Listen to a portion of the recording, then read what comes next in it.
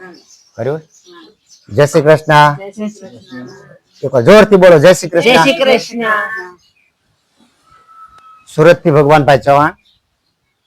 આજની તારીખ છે 2/6/2025. આજે દિહોર ની બાજુમાં નેસવડ અને મારું આમ જૂનું ગામ એટલે આજે મળતા બધાને આજે મારે 1 મહિનો અને 2 દિવસથી અમે ઘરેથી નીકળી ગયા ને એટલે મારા પપ્પા એક્સપાયર થઈ ગયા. એની પાછળ અમારે જવાનું હતું હરિદ્વાર ને આ રીતે બધે, પણ અમારી બસ કેન્સલ થઈ. એટલે એની હિસાબે પછી એવું લાગ્યું કે આપણે બેનું દીકરીને ઘરે મીઠો રોટલો ખાવાનો હોય એટલે ભાવનગર થી મારી ગારિયાસર સુધીમાં જે બધા બેનો દીકરીઓ તે બધાને મળતા અને પછી અમારા બધા જે ગામો છે, બધા તીર્થસ્થાનો છે, ત્યાં મળતા સાચા અર્થમાં જેને આપણે યાત્રા કહી એટલે જાત્રામાંથી અમારું રૂપ હવે યાત્રામાં થઈ ગયું છે. અને કેટલી શિબિરો, કેટલી સિટિંગો, બધા વિડીયો ઉતાર્યા છે અમે. એટલે આજે અમારા ગામની અંદર નેસવડની અંદર અમે જ્યાં અમારી જે કહેવાય જન્મભૂમિ અથવા કે જે મારો ઉછેર થયો છે એવા ગામમાં આજે અમે આવ્યા છીએ. અને આજે અહીંયા આવ્યા પછી અમારા માસ્ટર સાહેબ કે જેને હાથે અમે ભણેલા એમના દીકરાના દીકરી બરાબર ને એને આજે કઈ કેન્સરની તકલીફ છે. એટલે ભાઈ અમને શું નામ તમારું? રામભાઈ, ધારાભાઈ ને દીકરા. એટલે એને બધી બાજુ ફેરવજો ને ભાઈ, ધારાભાઈ ને બધી બાજુ ફેરવ, ચિત્ર મોટું કરી થોડું. એટલે આજે અમને ભાઈ કે સમાચાર આપ્યા તો આપણે કઈ રૂબરૂ મળી આવી. એટલે આજે રૂબરૂ મળવા આવ્યા છે.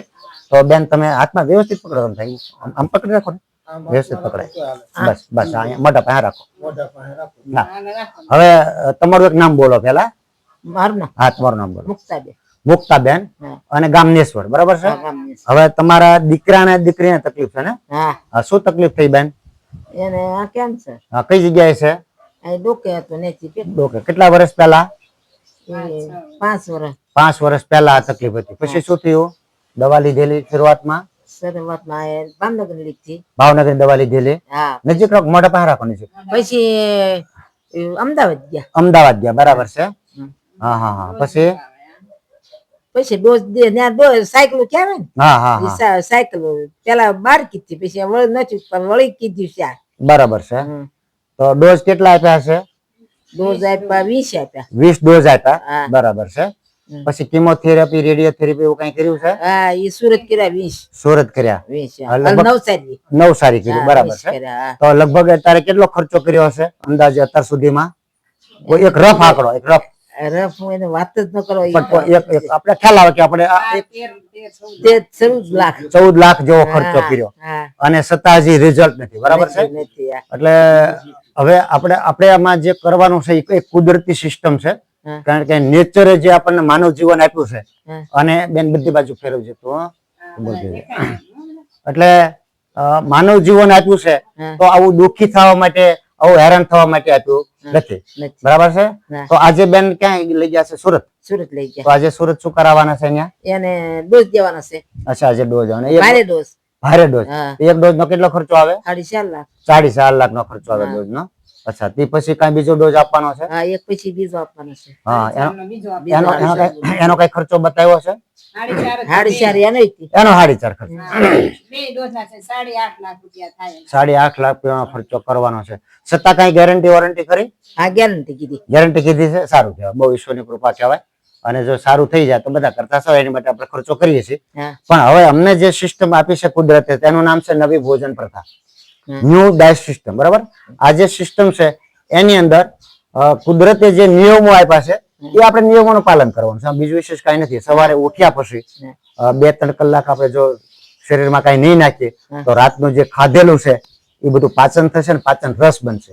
એટલે પાચન રસ બન્યા પહેલા આપણે જે શરીરમાં નાખી દઈએ છીએ તો એ પાચન પૂરું થતું નથી એટલે એમાં સ્ટોક થયા કરે અને સ્ટોક થાય એટલે શરીરમાંથી બહાર નીકળતો નથી, રોગ બધાય છે. અને મેન વસ્તુ તો રોગમાં એ છે કે આપણે જે અંગ્રેજી બધો ખાતરો જે આવી ગયા છે, ડીએપી ખાતર, બોરોસી, યુરિયા, પોટાશ, ઓર્ગેનિક સલ્ફર, એવા ઘણા ખાતરો છે કે જે પેસ્ટિસાઇડ, દવા, કેમિકલ, ઇન્જેક્શન, અવળી દૂધી હોય તો ઇન્જેક્શન તમે મારી દો એટલે બીજે દિવસે અવળી થઈ જાય.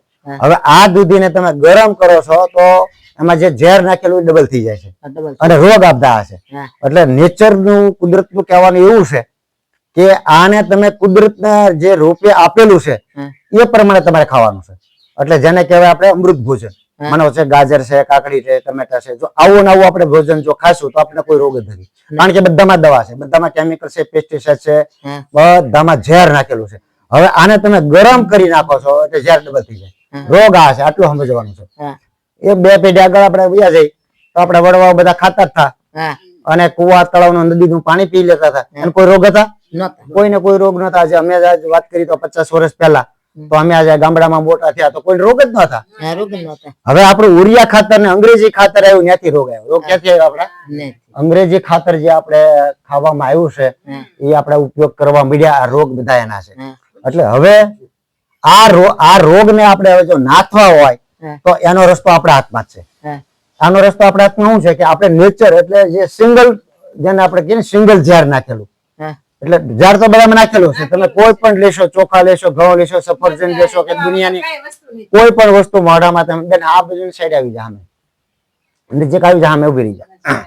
એટલે કોઈ પણ વસ્તુ તમે મોઢામાં નાખશો, કોઈ પણ વસ્તુ મોઢામાં તમે નાખશો તો બધામાં ઝેર છે. હવે આને તમે ગરમ કરી નાખશો એટલે ઝેર ડબલ થઈ જશે. આટલું મગજમાં રાખવાનું છે. એટલે આખો દિવસ કુદરતનું બનાવેલું, નેચરનું બનાવેલું તમારે ખાવાનું છે. રાત્રે એકદમ રાંધેલું ખાવાનું છે.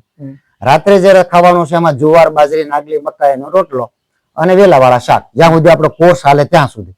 માનો આ કોર્સ અમારો છે તો 90 દિવસનો છે, 3 મહિનામાં આખું શરીર કમ્પ્લીટ થઈ જાય. પણ તમે કેટલી પરીજી રાખો એની વાત છે. મારો બેનને કેન્સર છે તો એને રાંધેલું બિલકુલ બંધ કરવું પડે. રાંધેલું એક પણ વસ્તુ મોઢામાં નાખવાની નહીં. દૂધની વસ્તુ જે છે તે પણ આપણે બંધ કરવી પડે. જેને આપણે એનિમલ પ્રોડક્ટ, ડેરીની વસ્તુ કહીએ એ પણ બંધ કરવી પડે. પછી આવશે આપણે બર્ગર, પીઝા, પાવવડા, બેકરીની વસ્તુ, બેકરીની વસ્તુ બંધ કરવી પડે. પછી આવશે ખાંડ, ખાંડ પણ બંધ કરવી પડે. અને ત્યારથી પછી આવશે નમક. બોલો તમે, નમક અને નમક પછી રિફાઇન્ડ તેલ. આ 5 વસ્તુ જે છે એ આપણા શરીરમાં ભયંકર નુકસાન કરવા વાળી છે. તો આ 5 વસ્તુ આપણે જો ખાવાની બંધ કરી દઈ અને એની સામે ઓપ્શન છે. હા, હવે ઓપ્શન જે છે તમે બતાવો એની સામે શું ખાવાનું છે? રિફાઇન્ડ તેલની બદલે આપણે કાચી ઘાણાનું તેલ મળે એ ખાવાનું. પછી મીઠાની જગ્યાએ આપણે સિંધવ મીઠું વાપરવાનું, ખાંડની જગ્યાએ ગોળ વાપરવાનો અને બેકરી આઈટમની જગ્યાએ બાજરાનો રોટલો, જુવાર બાજરાનો અને વેલાવાળું શાક. અને દૂધની જગ્યાએ આપણે નાળિયેરનું દૂધ બનાવીને ખાઈએ તો વધારે આપણને બેનિફિટ મળે, કારણ કે એ કુદરતી છે. એટલે આ દૂધથી વાત, પિત્ત અને કફ થાય.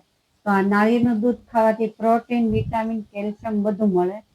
એટલે નાળિયેરનું દૂધ આપણે એક નાળિયેર લાવી એને કટકા કરી અને મિક્સરમાં ક્રશ કરી અને ગાળી નાખીએ અને પછી એનો કૂચો બીજી વાર એમ 3 વાર ગાળીએ. 3 વાર ગાળીએ એટલે નાળિયેરનું દૂધ તૈયાર થાય. અને એમાં ગળ્યું પીવું હોય તો ગોળ નાખવાનો અને છાશ પીવી હોય તો લીંબુ અને સિંધવ મીઠું નાખવાનું. બરાબર છે. અને ફ્રૂટ સલાડ બનાવવું હોય તો નાળિયેરના દૂધની અંદર ગોળ, ખજૂર, કેળા આ બધું નાખવાનું અને એની અંદર ફ્રૂટના ટુકડા કરીને નાખવાના. એટલે ફ્રૂટ સલાડ બની જાય. એટલે ફ્રૂટ સલાડ બની જાય. બરાબર.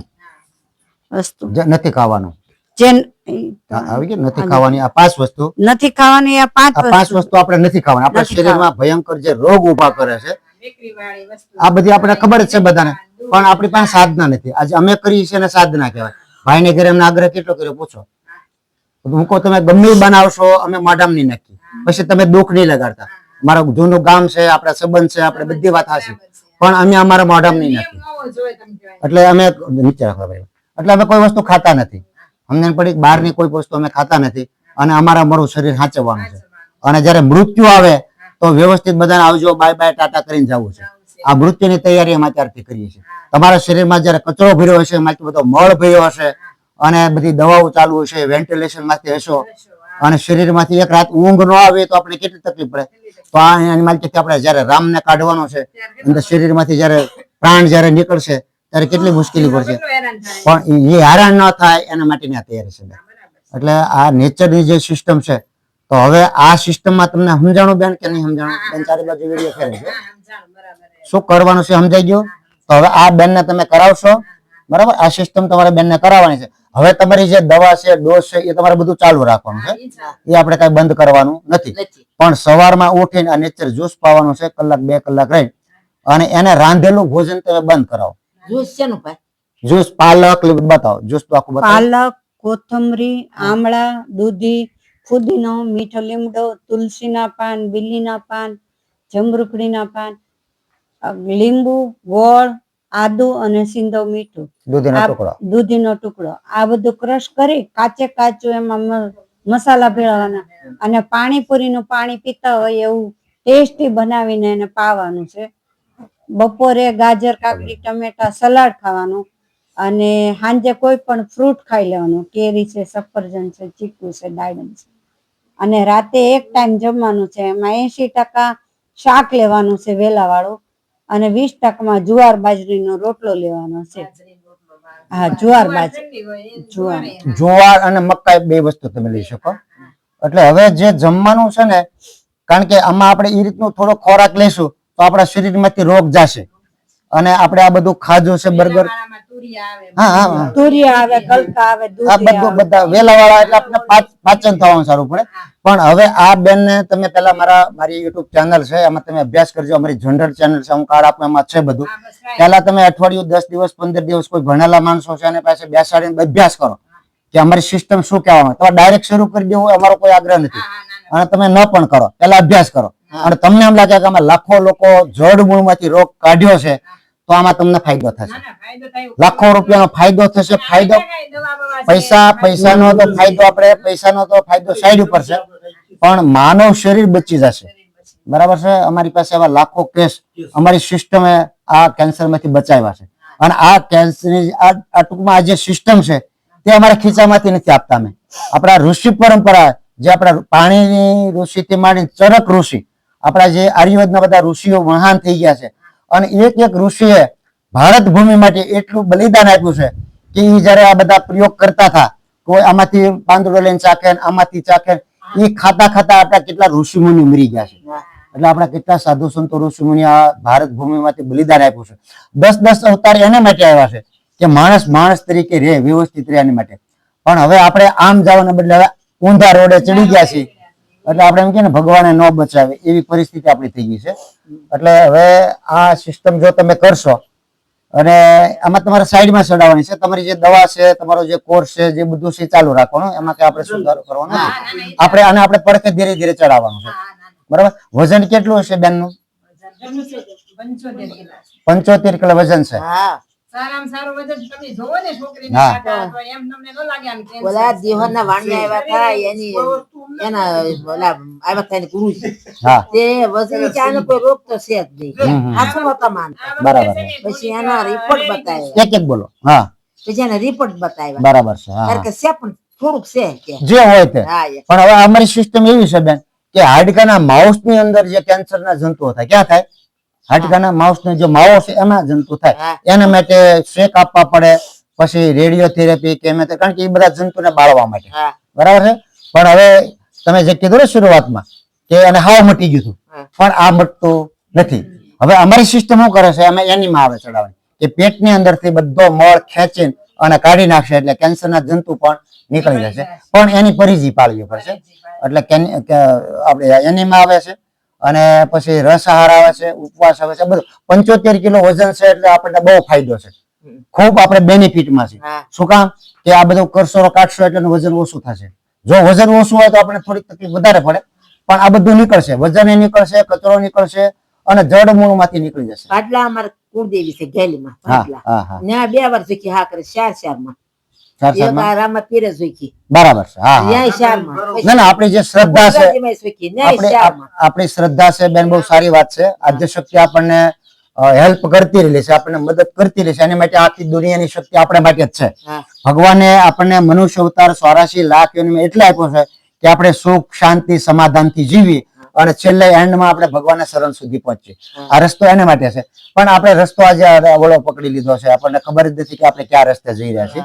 એટલે આ જે જેને કહેવાય ને, આપણે આ કેમિકલ વાળું જે આવ્યું છે બધું, હાઇબ્રિડ ખાતરનો જે રાક્ષસ છે કોઈને છોડવાનો નથી. એટલે હવે આ કેમિકલ વાળું ખાય અને ક્યાં 100 વર્ષ તંદુરસ્ત મસ્ત આનંદમય જીવવું એ આખી સિસ્ટમ છે બરાબર. એટલે અમારો કોઈ જાતનો ચાર્જ નથી, કોઈ ફી નથી અને માનવ સેવા કરીએ છીએ. આજે 8 વર્ષથી કરીએ છીએ. લગભગ 10 લાખ લોકો સુધીમાં પહોંચ્યા છે બરાબર છે. તમારું એક નામ બોલી જાઓ, મોબાઈલ નંબર બોલજો. હા, મારું નામ નીતાબેન ભગવાનભાઈ ચૌહાણ. મારો મોબાઈલ નંબર છે 9824227054. બરાબર છે. તમારો મોબાઈલ નંબર યાદ નથી ને તમને? હા બેન, તમે તમારી હા અહીંયા બોલ. હા, તારા પપ્પાનું નામ બોલજો આખું. મારા પપ્પાનું નામ જવાલ હરેશભાઈ પોપટભાઈ. હા, બોલ. એમનો નંબર છે 9824527097. બહુ સરસ. વસ્તુ બહુ આનંદ થયો કારણ કે અમારું ગામ હતું એટલે અમને એમ થાય કે અમે કાંઈક કૃતિ કરીને આવ્યા એટલે એનો અમને એક આનંદ છે આજે. અને દુઃખ એ વાતનું છે કે આવી નાની ઉંમરમાં બેનને આ તકલીફ થઈ છે. અને તે ઓળખાણ કરી અમને બહુ ના, ના, ગમ્યું કે આ બહુ અમને આનંદ છે સમજી ભાઈ. દાદાના જય શ્રી કૃષ્ણ. જય શ્રી અસ્તુ. કૃષ્ણ.